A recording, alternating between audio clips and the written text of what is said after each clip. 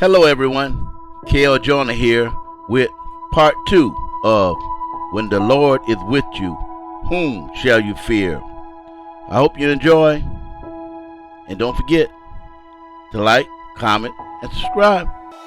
Everything was happening so fast, but not inside of the truck. In the truck, everything was moving in slow motion, but still, I knew I only had a minute or so to make a decision, or the truck and the traffic would make it for me.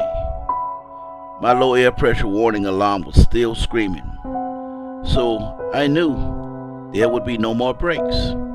I was at the bottom of the hill now and starting to climb up the next one fast. My speed was 95 miles an hour when climbing. I had already decided to ditch the truck once it crested the top of the hill. I would have done it sooner, but I was hoping that there would be a runaway truck ramp on the other side of the hill. If there was one, I could ditch the truck there and live to talk about it. Most states had a runaway truck ramp, but I could never remember seeing one on SR 99. There was no way I was going to survive this crash. I knew that. But I had done this to myself, and I wasn't taking anyone else with me, if I could help it. I had the windows up on the truck so I could focus, and everything was silent. Everything except for that screaming low air pressure warning alarm. But I had blocked that out already.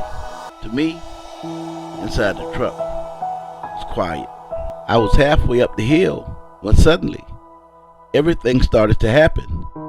Just like Deacon Williams had told us in his story when we were sitting around the campfire all those years ago. First, the wind blew, or should I say, my shirt started flapping back and forth like it was in the wind, and I could feel a breeze as it blew across my face and through my hair, and there was a scent in the air, and I don't know why, but my mind told me it was the scent of butterflies playing in the flowers on a warm summer's day. There were no bright lights, no angel's feathers, but I knew I wasn't alone anymore. And suddenly, the truck's low air pressure alarm system stopped screaming. It was quiet. Everything was quiet. I was halfway up the hill now, and my speed was 80 miles an hour and dropping. So, I pressed the brakes, and to my surprise, the truck started to slow down. It went from 80 to 75 to 70 to 65 to 60 to 55. That's when I started to downshift. Ninth gear, 8th gear, 7th gear, 6th gear, 5th.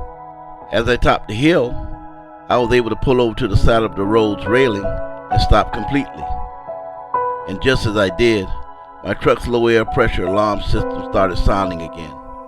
Only this time, both the truck and the trailer's air brake emergency switch popped out and locked the truck and trailer down. I hadn't even noticed that. That hadn't happened the first time my low air pressure warning signal came on.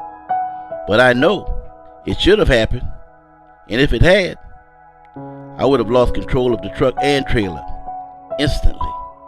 I sat there on the side of the road with my emergency lights flashing and my truck and trailer parked against the side of the railing for almost an hour, just thanking the Lord for sparing my life, but for mostly for making me not be the reason why someone else lost theirs. I have never told this story to anyone but my mother. I knew she would understand, and not because she's my mother or because she's a pastor. She believed me because God has stepped in and saved her life on several occasions. Of course, I'll have to tell Deacon Williams about this when I get to heaven. But I think he already knows. We looked at all kinds of different types of butterflies on that church outing. Deacon Williams loved butterflies. And now, so do I.